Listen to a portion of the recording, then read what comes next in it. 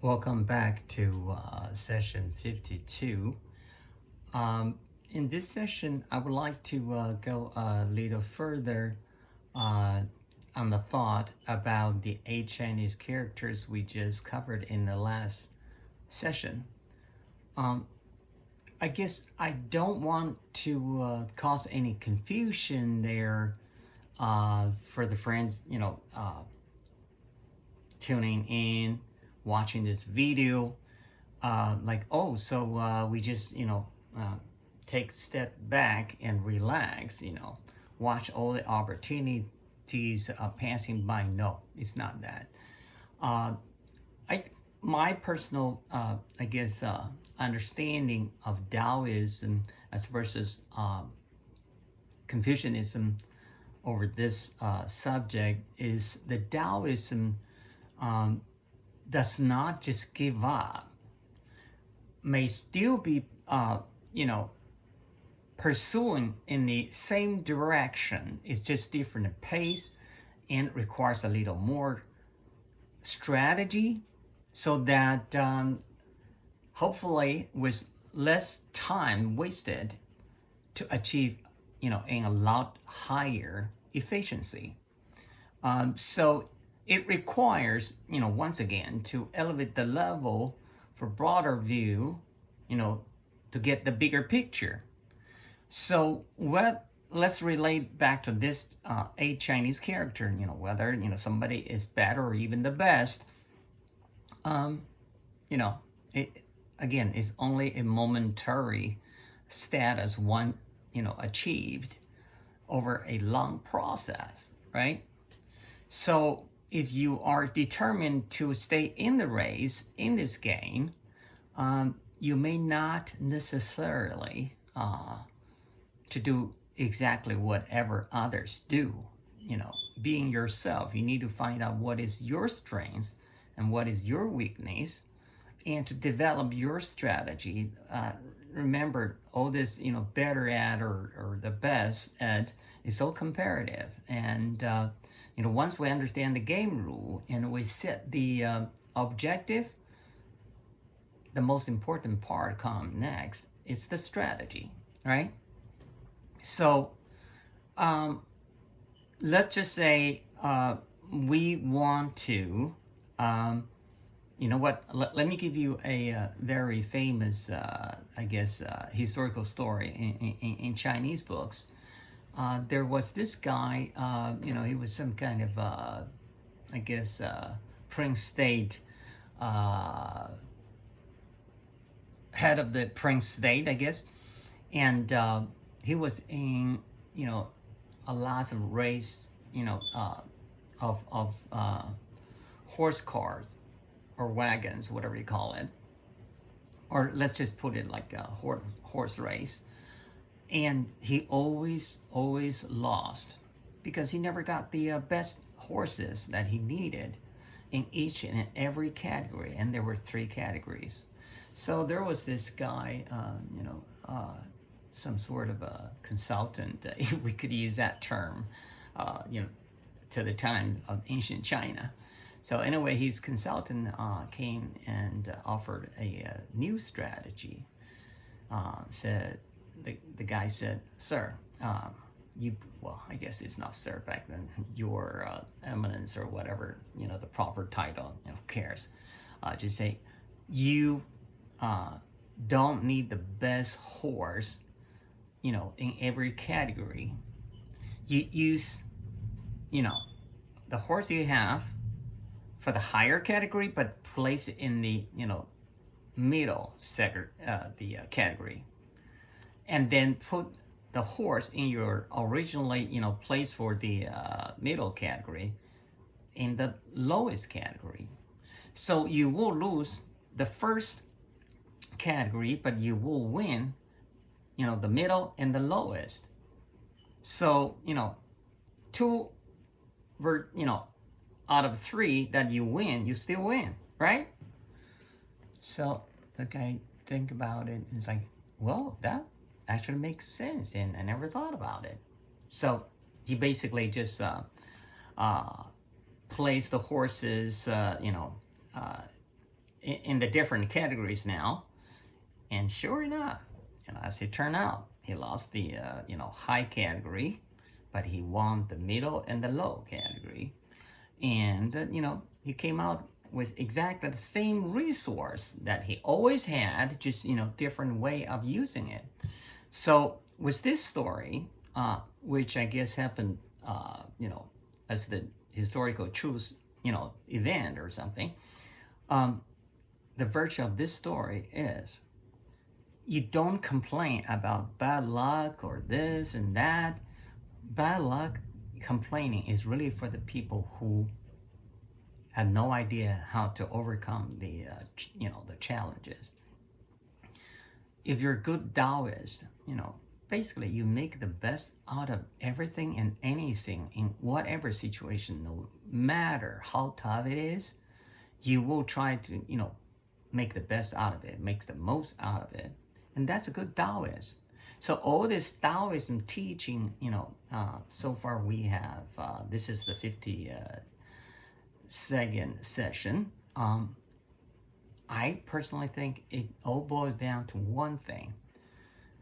How can you assess the situation that you're in? And regardless, good, bad, you don't compare to other people. Oh, am I lucky enough? And who got such a, better deal? No, just basically accept the situation the way it is and figure out what's the strategy to make the best out of whatever situation with whatever available resources. I gave the example before in a previous session that the very person who was accredited for the I Ching, which is the Bible of Taoism teaching of the Zhou dynasty, that very person was a hostage, detained for 10 years in a different state, away from his own home country. And what did he do? Within the 10 years he was, detained under house arrest as a hostage, he actually put together a book on, the essence of, Taoism teaching. And that's why we have Taoism today. So, he was a prisoner, but he made the best out of it and benefited for the people thousands of years, after him. And we're talking millions or probably tens of millions of people, benefited, even as of today, from this, given, how old this book has been. That is I Ching I'm talking about, right? So a lot of science and arts, derive from this root. And we're talking Chinese herb medicines, the Chinese literature, Chinese arts, visual arts, and, theater, a lot of things. So that we're talking about, beneficiaries of, in terms of hundreds of millions, right? I just hope this Taoism teaching could really expand beyond the border, to be overcome by the, the barriers of language. And of course, here is a little bit that I could do to contribute on my part. But in any case, that was, 2 examples there. And we can find a lot more. Basically, how do you turn something from disadvantage to advantage? And of course, I mentioned, in my childhood and teenage, basically my grade school time overlapped with the Great Cultural Revolution, of 10 years. And, because of that, I never had a proper, grade school education for structured knowledge as the Chinese kids today in their education system. And like I mentioned before, I always thought that was a disadvantage until, probably from like 10 years ago, I started to realize it was actually an advantage because I had all the time in the world, and I did lots of reading of, basically all different kinds of books, which becomes a solid foundation for me today to draw from. And I'll bet you most of the Chinese today, coming through the standardized, formal education of grade schools, they probably did not have as much time, as I did. Of course, in my times, nobody had access to any libraries in the hardcore communist China. But hey, somehow I just, I guess, managed to borrow a lot of books, enough books, which kept me occupied, all day, every day, for more than 10 years throughout my grade school times. So that was another example, I guess the third example in this session, where disadvantage could be, and in my case did, turn into advantage.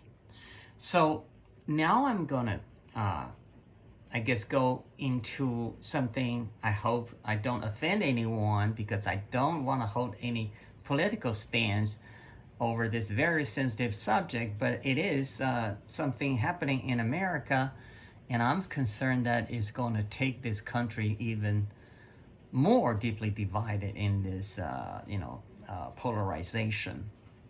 So here we go. I already mentioned before, when you look at the Chinese, how the Chinese came to this country as the yellow horses to build the railroad, it was not much better in social standing compared to the slaves from Africa. Of course, they had their own. There were no slaves. That's the difference, given. But they were not allowed to marry different. Well, they were not allowed to marry white, and they were not allowed to take jobs other than the railway works that they were brought in for. So there were a lot of legal barriers against them, right? And some 100 years later, look at where the Chinese are as far as the professions, and more importantly, that didn't just happen, by sheer chance or luck. Look at the average, academic performance of the Chinese through elementary school, middle school, and high school until they're denied by the top tier American education institutions for high educations. The Chinese, on average have been doing really well and earned their, place in this society, right? They don't complain. I'm not saying, they shouldn't be joining others in certain social movements, because after all, that's what, behind all this, progress in the U.S. legislation, and they really should. But the point I'm making here is, can you do something for yourself, making the best out of whatever situation you're in, with whatever, resources, no matter how limited they are. But hey, do something for yourself, right? To change, to make the positive change for good. So the alternative to that is, of course, conveniently blame on somebody else, some other groups, and so quick to label things.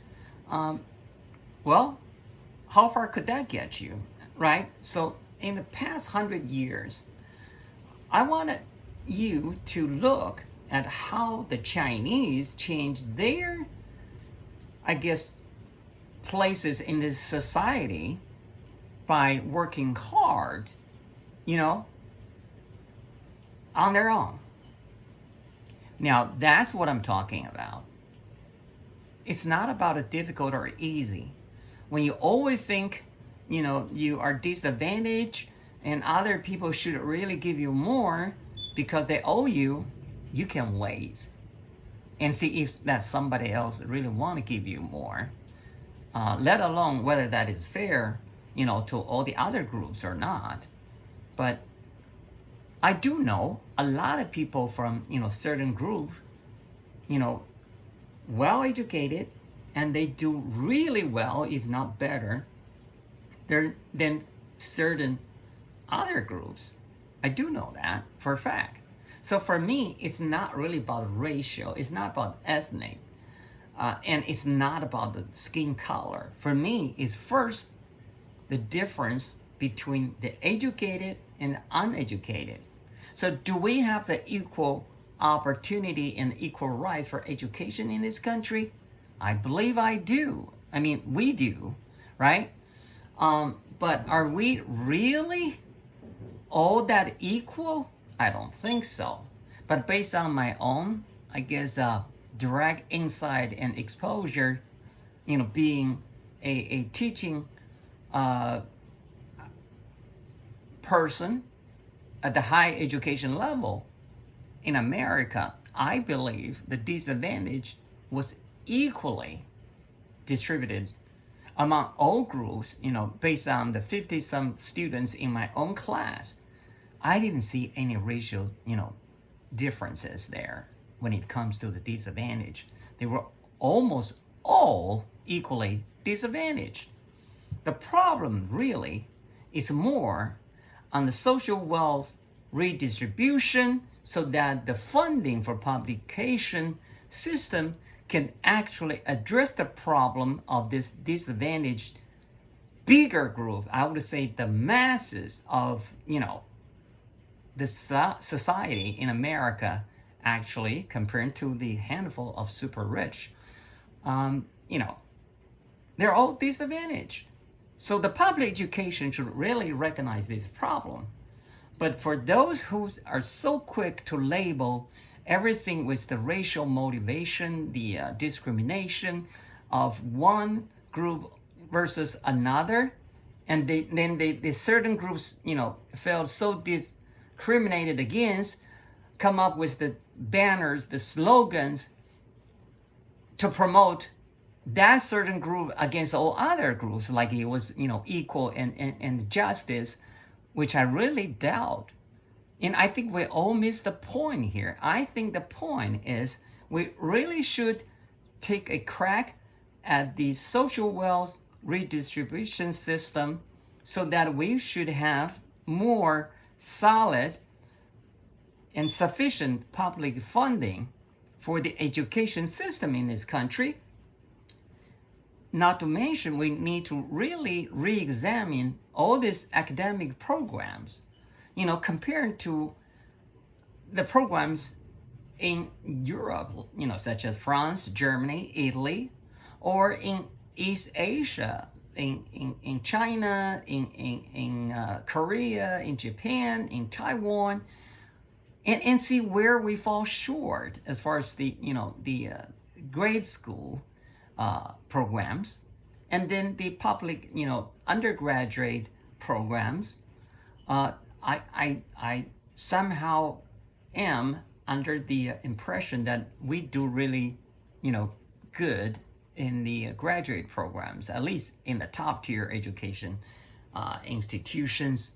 Otherwise, how do you explain the brilliant minds from all over the world, come to America for their, PhDs or some master degrees, I believe where this country is failing caused a lot of technical immigrants coming to fill up the vast vacancies in emerging industries. Because if we have a better education system starting from the grade school to the the average public high education, I don't believe we need that many, technical immigrants. But now we're really shooting ourselves in the foot, you know, both in the poor education system that is inadequately funded, and now we are shutting out the door on immigrants just for some public perception to get some political votes. But in the long run, it hurts us because once the door is closed, you will find we don't really benefit from that because we may lose our edge, in the lead of technologies and science research and all that. So anyway, that's the point, right? So it's all about make the best out of whatever resources available, no matter how limited it is, and make the best out of it, and hopefully come on top. And that applies to a nation or a somewhat institution or organization, business, or individual. And I believe that it could apply broadly. But I'll leave you to be the judge. Until next session, ciao.